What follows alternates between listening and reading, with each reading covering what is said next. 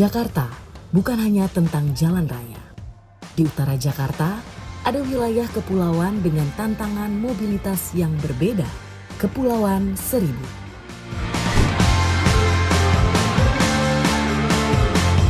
Bagi masyarakat di sana, transportasi laut bukan sekedar sarana berpergian. Kapal menjadi penghubung untuk bekerja, sekolah, mencari penghasilan, hingga memenuhi kebutuhan sehari-hari. Namun, konektivitas antar pulau masih menghadapi sejumlah persoalan, mulai dari keterbatasan jadwal, kepastian perjalanan, hingga aspek keselamatan. Kini, pemerintah Provinsi DKI Jakarta menyiapkan langkah baru. Pengelolaan transportasi perairan Kepulauan Seribu akan diarahkan kepada Transjakarta. Lantas, apa yang sebenarnya ingin dibenahi? Dan yang paling penting, apakah perubahan pengelolaan ini benar-benar akan membuat mobilitas warga Kepulauan Seribu lebih mudah?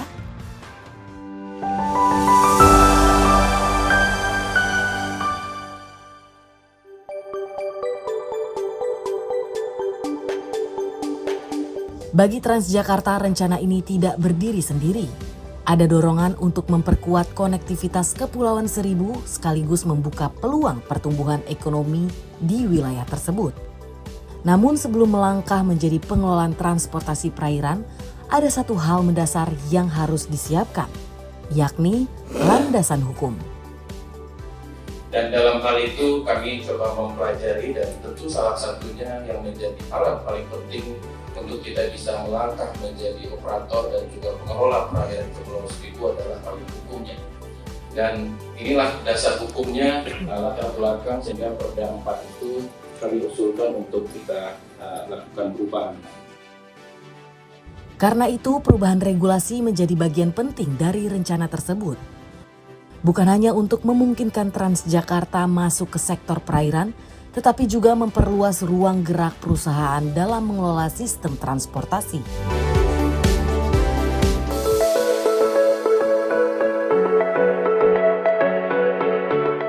Jika penugasan ini berjalan, Transjakarta menyiapkan sejumlah fungsi, mulai dari membangun manajemen layanan angkutan perairan, mengembangkan sistem digital, hingga mengoptimalkan aset pelayaran dan pelabuhan. Dan terkait dengan penugasan pengelolaan angkutan perairan ini, yang pertama pembentukan manajemen layanan angkutan perairan, kemudian pengembangan dan pengelolaan layanan, platform dan sistem digital pendukung kegiatan usaha, dan yang ketiga adalah optimalisasi dan komersialisasi aset pelayaran dan pelabuhan, serta manajemen infrastruktur pendukung lainnya. Artinya rencana ini tidak berhenti pada penyediaan kapal. Ada upaya membangun sebuah ekosistem transportasi perairan, mulai dari layanan, infrastruktur, hingga sistem pendukungnya. Namun, disinilah muncul pertanyaan berikutnya. Sejauh mana Transjakarta siap membawa pengalaman mengelola transportasi darat ke wilayah perairan?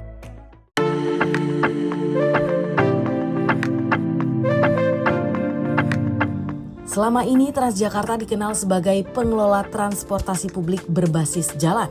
Sementara transportasi laut memiliki karakter, risiko, dan standar keselamatan yang berbeda.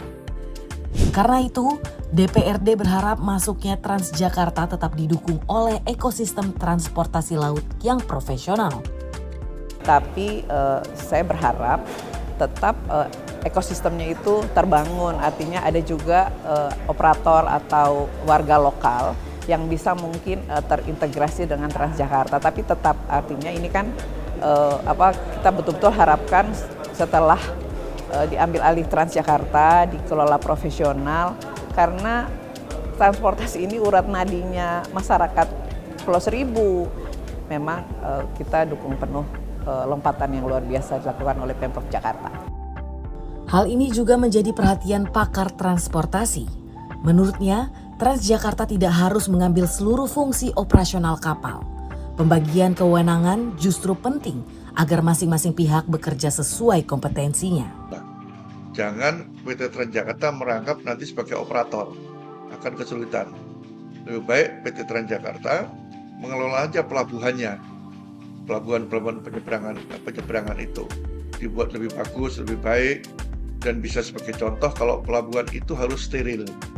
Tidak seperti banyak pelabuhan, orang bisa masuk keluar masuk seenaknya, enggak. Ya, bisa dibuat pelabuhan itu seperti stasiun atau terminal lah. Jadi suasananya baik, ya. Jadi orang sudah punya tiket baru boleh masuk kawasan itu. Dengan begitu, Transjakarta dapat fokus pada pengelolaan sistem dan pelayanan. Sementara aspek operasional kapal dan keselamatan tetap ditangani oleh pihak yang memiliki kompetensi dan kewenangan di bidang pelayaran.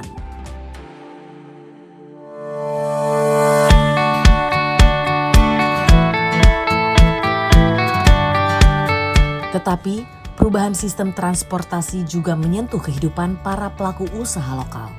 Mereka yang selama ini mengoperasikan kapal dan melayani kebutuhan masyarakat Kepulauan Seribu.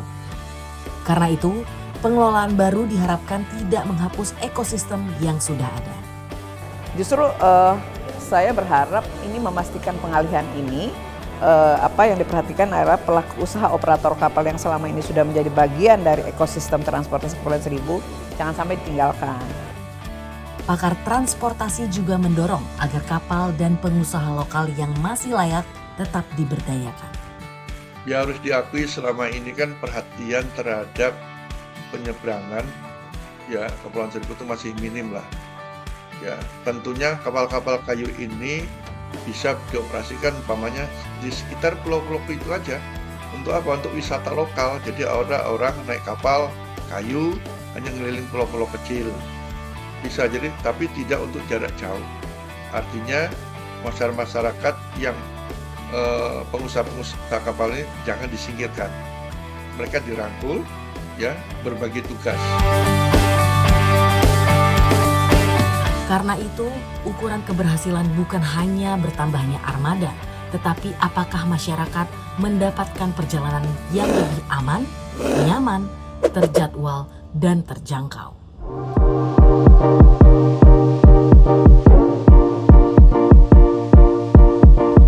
Transjakarta sendiri melihat konektivitas sebagai pintu masuk menuju manfaat yang lebih besar. Ketika mobilitas semakin mudah, akses masyarakat terhadap pekerjaan, pendidikan, dan aktivitas ekonomi juga diharapkan semakin terbuka. Tugas ini menjadi tugas yang amanah yang besar dan mulia bagi kami untuk bisa mendorong konektivitas ke Kepulauan Seribu menjadi lebih baik sehingga bisa menjadi driver ekonomi dan juga memberikan kemanfaatan. Dengan kata lain, transportasi ditempatkan bukan hanya sebagai layanan publik, tetapi juga sebagai salah satu penggerak ekonomi Kepulauan Seribu.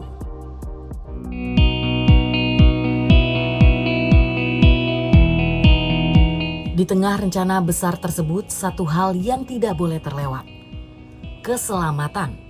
Sebab konektivitas yang cepat tidak akan berarti tanpa perjalanan yang aman. Tapi pasti keselamatan menjadi hal utama, gitu loh. Jadi nggak jauh beda lah mengelola Transjakarta, cuman di sini di perairan. Nah, baik. Jauh lebih ketat, ya kan? Ada standar IMO diterapkan. Kalau Transjakarta darat tuh macam-macam lah banyak, tapi kok ini standarnya internasional, itu harus dipatuhi. Dan saya kira kalau ini bisa dipatuhi, bisa role model untuk pengelolaan daerah-daerah yang lainnya. Karena itu, standar keselamatan, kelayakan kapal, kompetensi operator, hingga pengawasan harus menjadi bagian dari sistem sejak awal, bukan setelah layanan berjalan.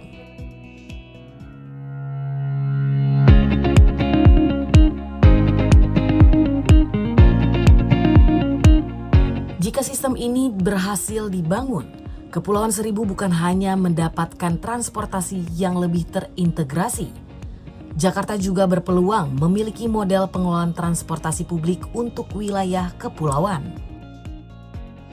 Sebab persoalan konektivitas di wilayah kepulauan bukan hanya milik Jakarta. Indonesia memiliki banyak daerah yang menghadapi tantangan serupa.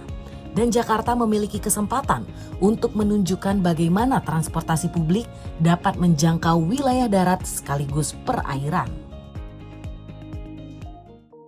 Karena pada akhirnya, transportasi bukan hanya tentang memindahkan orang dari satu tempat ke tempat lain. Transportasi adalah tentang membuka akses, membuka kesempatan dan membuka jalan menuju kesejahteraan dari darat ke laut, dari Jakarta menuju Kepulauan Seribu. Kini pertanyaannya, mampukah Transjakarta menjadi konektivitas sebagai penggerak baru ekonomi Kepulauan Seribu?